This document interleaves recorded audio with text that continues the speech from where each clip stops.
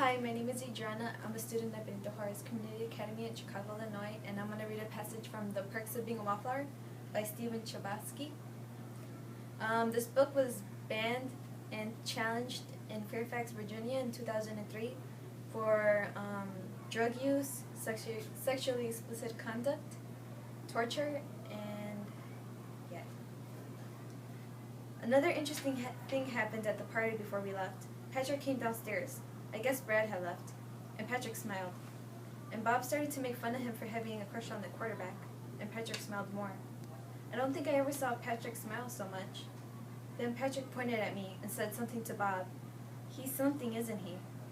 Bob nodded his head. Patrick then said something I don't think I'll ever forget. He's a wallflower. And Bob really nodded his head, and the whole room nodded their head. And I started to feel nervous in the Bob way, but Patrick didn't let me get too nervous. He sat down next to me. You see things, you keep quiet about them, you understand. I don't know that other people thought the things about me. I didn't know what they looked. I was sitting on the floor of the basement on my first real party between Sam and Patrick, and I remember that Sam introduced me as a friend to Bob, and I remember that Patrick had done the same for Brad, and I started to cry. And nobody in that room looked at me weird for doing it. And then I really started to cry.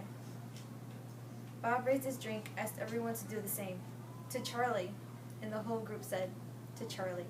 I didn't know why they did that, but it was very special to me that they did, especially Sam, especially her.